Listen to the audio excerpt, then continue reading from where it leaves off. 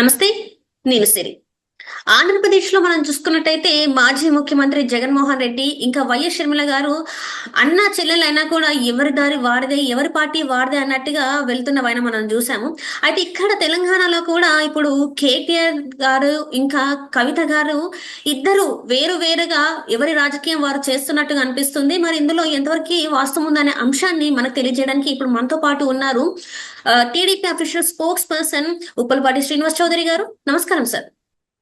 Sir ఇప్పుడు నమస్తే చూస్తుంటే మేడం. తెలంగాణలో ఇంకొక షర్మిల, ఇంకొక జగన్ లాగా అనిపిస్తున్నారు ఇక్కడ కేటీఆర్ గారు, ఇంకా కవిత గారు. మరి ఏమంటారు సార్? వీళ్ళు ఇప్పుడు సెపరేట్ రాజకీయాలు చేస్తున్నారు అనుకోవాలా? లేకపోతే వాళ్ళ కుటుంబంలో ఎలాంటివి ఏం మనస్పర్ధలు ఏం లేవు. కాకపోతే ఇట్లా టైం లేక వీళ్ళు ఇట్లా పనులు చేస్తున్నారు అనుకోవాలా? ఎలా అనుకోవాలి అసలు? మొదట శ్రీ గారు మీకు టీవీ ప్రేక్షకులు నమస్కారాలు. ఆంధ్ర రాష్ట్రం, తెలంగాణ రాష్ట్రం విడిపోయినా సరే తెలుగువాడు ఇక్కడ ఏది బౌన్స్ బ్యాక్ అవుతుందో అక్కడ అదే విధంగా బౌన్స్ బ్యాక్ అవుతుంది. గతంలో తెలంగాణలో కేసీఆర్ ఇక్కడ ఉన్న జగన్మోహన్ రెడ్డి గారు ఏ విధంగా గెలిపించారో మళ్ళీ వీళ్ళిద్దరు పతనానికి కూడా తెలుగువారే కారణాలు అయ్యారు. ఏంటంటే సరైన పరిపాలన అవ్వలేదు కాబట్టి మీకు బుద్ధి చెప్తామని బుద్ధి చెప్పారు. సో డిఫరెంట్ అజెండా తీసుకున్నప్పుడు జగన్మోహన్ రెడ్డి గారు రాజకీయాల్లో వ్యాపారం కనపరిచారు. బంధుప్రీతి, మానవత్వం, అదేవిధంగా కుటుంబ వ్యవస్థ, అలాగే బంధువులుగా ఉన్న సంబంధికుల సంబంధాలు ఇవేవి పట్టించుకోవాలి. ఆయన అధికారం నాకు కావాలి, చంద్రబాబు నాయుడు నేను 30 ఏళ్ళు ఏలాలి ముఖ్యమంత్రిగా, సో దానికోసం నేను వ్యాపారం చేసుకోవాలి, నాకు సీఎం పదవి వ్యాపారం ముఖ్యం, డబ్బు రావడం మాకు ముఖ్యం. ఈ యాంగిల్లో వెళ్ళిన జగన్మోహన్ రెడ్డి గారు తన వ్యూహాలన్నీ కూడా పెడిచిపోవడంతో చివరికి 1100 సార్లు ఇంట్లో కూర్చుంది. సో దీంతో ఆయనకి అన్ని రకాలుగా సపోర్ట్ చేసి సీఎం కావడానికి సహాయం చేసిన పాదయాత్ర చేసిన షర్మిల గారు కావచ్చు, ఏదైతే డైరీ పెట్టుకొని ఊరు తిరిగి నా కొడుకు గెలిపించండి రాజశేఖర్ వారసుడుగా ఉంటాడని చెప్పి విజయం కావచ్చు, వీళ్ళిద్దరిని తను గెలిచిన తర్వాత ఏకదంగా కట్ చేసి పక్కన పెట్టేశాడు. ఆమెని జాతీయ గౌరవాధ్యక్షులు తీసేశాడు.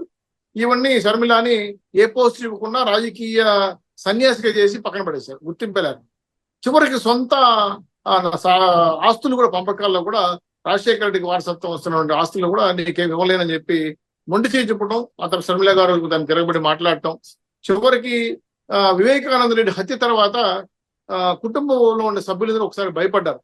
ఈయన రాజకీయం కోసం, ఆధిపత్యం కోసం ఎవరైనా చంపేసే ఆలోచన విధానం కనబడుతున్నాయి కాబట్టి మనం చదవడం మంచిది కాదని చెప్పి ప్రాణభయంతో షర్మిల గారు తెలంగాణకి వెళ్ళిపోయారు. అమ్మగారేమో వేరే దేశాలకు వెళ్ళిపోయారు. సేమ్ మ్యాజికల్ గా చూస్తే కేటీఆర్ గారికి వచ్చే కొద్ది, కేసీఆర్ గారికి వచ్చే కొద్ది ఎప్పుడైతే 100 సీట్లు వస్తాయి, 110 సీట్లు వస్తాయని చెప్పిన కేసీఆర్ తన యొక్క బీఆర్ఎస్ ఎత్తుకోళ్ళు పెంచుకోవటేది కాకుండా టీఆర్ఎస్ గా ఉన్నటువంటి పార్టీని బీఆర్ఎస్ గా మార్చేది కాకుండా జాతీయ రాజకీయాల్లో చక్రం తిప్పాలని కుటుంబ సభ్యులందరినీ కూడా వాడుకున్నాడు. హరీష్ రావు కావచ్చు, అలాగే కేటీఆర్ కావచ్చు, ఈరోజు కవిత కావచ్చు, వాళ్ళ వ్యక్తులు బంధుత్వం కూడా చాలా పెద్ద ఎత్తున వచ్చి పనిచేసింది. అయితే ఎలక్షన్ లో ఒకసారి తన వ్యూహాలు ఫలించలేదు, చివరికి ఓటమి గురయ్యామని చెప్పిన తర్వాత ఎప్పుడైతే తన అవసరం కోసం, కుంభకోణాల కోసం, లేదా అక్రమ సంపాదన కోసం కేటీఆర్ ని కవితను వాడుకుంటూ వచ్చారు.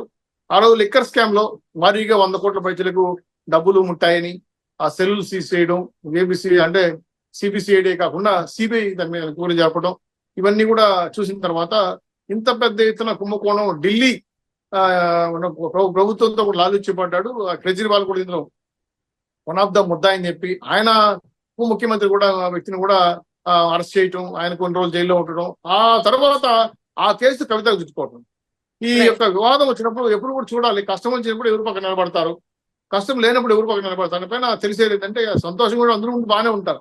కష్టం వచ్చే కొద్దికి కేసీఆర్ వెళ్ళకపోవడం, కనీసం నాకు తెలిసి కేసీఆర్ జైలుకి కూడా వెళ్ళలేదని నాకున్న సమాచారం. ఎప్పుడు కూడా ఢిల్లీకి వెళ్ళి అరెస్ట్ చేసిన తర్వాత సొంత కూతురు చూడాలి, కనీసం ఎలా ఉంటుందో చూద్దామనే అభిప్రాయం కూడా, కనీసం భోజనం తిన్నావా, ఆరోగ్యం బాగుందని కూడా ఫోన్ ద్వారా కూడా సంప్రదించిన కఠినమైన వ్యక్తిగా కేసీఆర్ గా నేను అన్నాను. సేమ్ పరిస్థితి కేసీఆర్ ని ఏ విధంగా కూతురు పక్కన విషయం చేశాడో కేటీఆర్, హరీష్ రావు కూడా, హరీష్ రావు వెళ్ళినట్టున్నాడు జైలుకి, కేటీఆర్ కూడా వెళ్ళినా నాకు సమాచారం లేదు.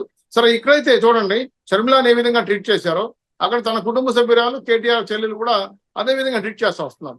చివరికి బెయిల్ ఇవ్వడానికి, బెయిల్ చేసుకోవడానికి కూడా తను సొంతంగా తన భర్తతో మాట్లాడుకొని, లాయర్లు మాట్లాడుకొని, ఫీజు చెల్లించుకొని ఆ టైం మేరకు బెయిల్ వచ్చే వరకు జైల్లో ఉండి అనేక రకాల ఇబ్బందులు పడి వేస్తున్నటువంటి అధికారులు ప్రశ్న సమాధానాలు చెప్పలేక ఆ సెల్స్ అన్ని కూడా, అంటే సెల్ ఫోన్లన్నీ కూడా సీజ్ చేయడంతో ముఖ్యమైన సమాచారం ఉంది కూడా సిబిఐ చేతులకు వెళ్ళడం, ఇవన్నీ ఖచ్చితంగా శిక్షించాల్సిందని చెప్పి మొదటి చెప్పినా ఫస్ట్ రోజు ఎన్క్వైరీ పిలిచినప్పుడు తిరుక్కొని వచ్చేసింది.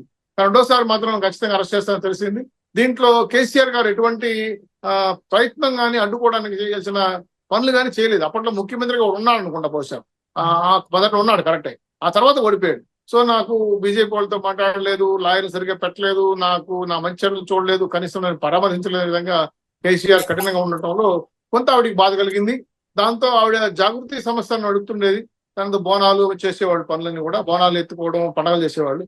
ఇప్పుడు ఆవిడ సొంతంగా కుప్పడి పెట్టుకోవాలనే ఆలోచనతో తెలంగాణ జాగృతి అనే సంస్థ పెట్టి దాన్ని పార్టీగా మార్చేయాలనే ఆలోచనతో కూడా ముందుకెళ్తాం. ఎందుకంటే తెలంగాణలో కేసీఆర్ 10 ఏళ్ల పరిపాలనలో ఎంత అభివృద్ధి చేయాలనుకున్నా అంతే అవినీతి కూడా జరిగింది.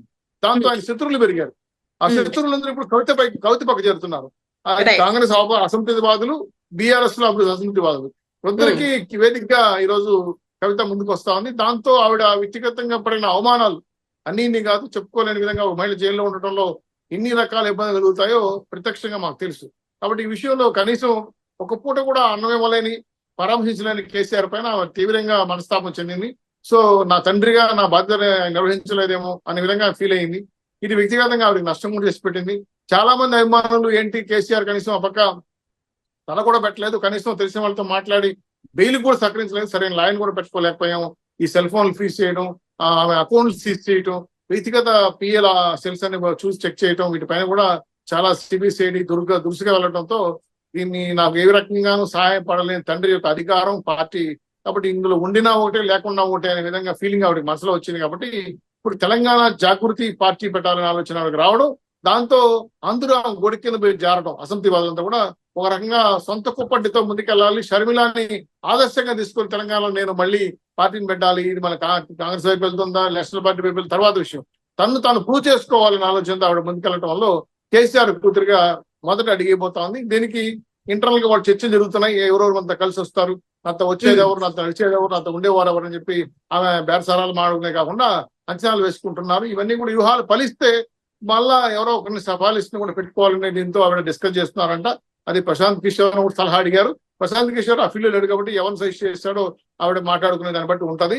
ఇవన్నీ టోటల్ గా ఏంటంటే తెలంగాణలో మరో కొత్త పార్టీ ఉద్భవించే అవకాశాలు తొందరలో కనబడుతున్నాయి. నెక్స్ట్ ఎలక్షన్స్ అంతా కూడా వాళ్ళు ప్రిపేర్ అయ్యి షర్మిల లాగా రాష్ట్రం అంతా కూడా పోటీ చేయాలి ఎన్సీపీ అని చెప్పి కూడా ఆవిడ గతంలో మాట్లాడుతూ ఉంది కూడా. ఇప్పుడు దానికి తగ్గట్టుగా ఎప్పుడైతే ప్రొఫెసర్ ఆయన ఉన్నారండి, తెలంగాణలో ప్రొఫెసర్ ఒక ఆయన ఉన్నవాడు, ఆయనతో కూడా డిస్కస్ చేశారు ఈ మధ్యకాలంలో విన్నాను. ఆయన కూడా ఏమన్నారంటే అల్లి కాంగ్రెస్ లో మనం మేమున్నామమ్మా, మేము పనిచేయలేము, మీరు తెలంగాణ పార్టీ పేరు పెట్టి ఈరోజు నేషనల్ పార్టీ అయ్యారు, నేషనల్ పార్టీ అవడంతో మాకు తెలంగాణ సెంటిమెంట్ పోయింది, అందుకే మేము కాంగ్రెస్ లోకి వెళ్ళామని చెప్పడంతో వాళ్ళు మళ్ళీ వెనకాడికి వేశారు. అయినా సరే ఓఈ విద్యార్థులు, అలాగే వివిధ జిల్లాల్లో గతంలో తెలంగాణ పోరాటం చేసిన వ్యక్తులు, వాళ్ళని గుర్తించకుండా ఉద్యోగాలు ఇవ్వకుండా వాళ్ళ ఆత్మాహుతి కారణమైన తల్లిదండ్రులు, వాళ్ళందరితో కూడా ఈవిడ మాట్లాడుతున్నది ఇంటర్నల్ గా రిపోర్టు. టోటల్ గా తెలంగాణ పోరాటంలో పోరాట యోధులు ఎవరైతే ఉన్నారో శంకర్రావు వాళ్ళంటి పాజీ చనిపోయిన వ్యక్తులు కూడా వాళ్ళ కుటుంబ సభ్యులతో కూడా ఇವರು మాట్లాడుతున్నారు. కాబట్టి టోటల్ గా మళ్ళీ తెలంగాణ పోరాట ఉద్యమంలో పాల్గొన్న విప్లవకారులందరూ కూడా తన యొక్క గొడి కింద చేర్చుకొని తన సొంత కుంపటి ఏదైతే పెడతా ఉందో, అంటే తెలంగాణ జాగృతి పార్టీ అని పెట్టాలని ఆలోచించారు. నేమ్ కూడా పేరు కూడా ఫైనలైజ్ చేసుకున్నట్టు ఉన్నారు. ఈ టోటల్ గా అయితే మరికొద్ది రోజుల్లోనే తెలంగాణలో మన కొత్త పార్టీ పెట్టబోతున్నారు. దాని ద్వారా బీఆర్ఎస్ కి, కాంగ్రెస్ కి, బీజేపీకి ప్రత్యామ్నాయంగా రాజకీయాలు అవ్వడం కోసం ఆవిడ ఒక మహిళగా షర్మిలాని ఆదర్శంగా తీసుకొని అడిగేయడం అనేది తెలంగాణలో కొత్త ఒరవడి. ఈ ఒరవడి ప్రజలు ఎంతవరకు ఆశీర్వదిస్తారు, ప్రజలు ఏ విధంగా రిసీవ్ చేసుకుంటారు, ప్రజలు ఏ విధంగా ఆదరించి గెలిపిస్తారనే విషయం పైన ఆచరణలో వాళ్ళు తీసుకునే వ్యూహాలు, ప్రజలకు సంబంధించిన ఎన్నికల ప్రణాళికలు, అలాగే ఇచ్చే హామీలు బట్టి ప్రజలు దగ్గర చేసుకునే అవకాశం ఉంది. అలాగే ఏదైతే తెలంగాణ భాష మీద, మాండలికం మీద, తెలంగాణ ప్రజల మీద, సంస్కృతి మీద పట్టున్న కేసీఆర్ దీన్ని ఒప్పుకుంటాడా, వ్యతిరేకిస్తాడా, కొడుకు సమర్థిస్తాడా, కూతురు సమర్థిస్తాడా పైన చూసినప్పుడు ఆయన ఇప్పుడు ఆడకత్తిలో పొగాకు చెక్క పరిస్థితి ఏర్పడతాయి. ఎందుకంటే కొడుక్కి ముఖ్యమంత్రి పదవి ఇవ్వాలని ఆయన కష్టపడ్డాడు, కొడుకు ఇప్పుడు యాక్టివ్ అయ్యాడు, వెంటనే ఇంకో కుంపటి సాటంతో కొడుక కూతుర ఆగడ్డ ఈగడ్డ అనేది రేపు పరిస్థితి తెరమారే పరిస్థితి. కాబట్టి నాకు తెలిసి ఆయన ఫామ్ హౌస్ కే పరిమితం అయ్యే ఆలోచనలు కనబడుతున్నాయి. ఎందుకంటే ఈ మధ్య కాలంలో శాసనసభ కూడా రావడం లేదు, పిలిస్తే కూడా. కాబట్టి నాకు చాలు, రిటైర్మెంట్ తీసుకుంటున్నాను, మీరు ఆ కూతురు అన్నా చెల్లి తెలుసుకోండి, రాష్ట్రానికి ఎవరు రాజకీయ నాయకులు అవుతారు చూసుకుందాం అని చెప్పే విధంగా ఆయన హ్యాండ్స్ అప్ చేసే పరిస్థితి. ఎందుకంటే ఇద్దరు కూతుర్లు కొడుకు కాబట్టి సపోర్ట్ చేసే పరిస్థితి ఉంటుందా, ఉంటే ఎవరి వైపు ఉంటుంది అనేది ప్రశాంతంగా మారింది. సో టోటల్ గా తెలంగాణ పోరాటం కోసం రోజులంతా ఇప్పుడు తెలంగాణ జాగృతి పార్టీలో చేరి మళ్ళీ తెలంగాణ ఉద్యమాన్ని బలోపేతం సెంటిమెంట్ చేసుకొని గెలవాలని ఆలోచనతో వ్యవహరిస్తున్నటువంటి కవిత ఎంతవరకు సక్సెస్ అవుతుందో ఆచరణలో చూడాలమ్మా. Right sir, right. Thank you so much sir. మీరు మాతో పాటు జూమ్ కాల్ వచ్చినందుకు ధన్యవాదాలు సార్.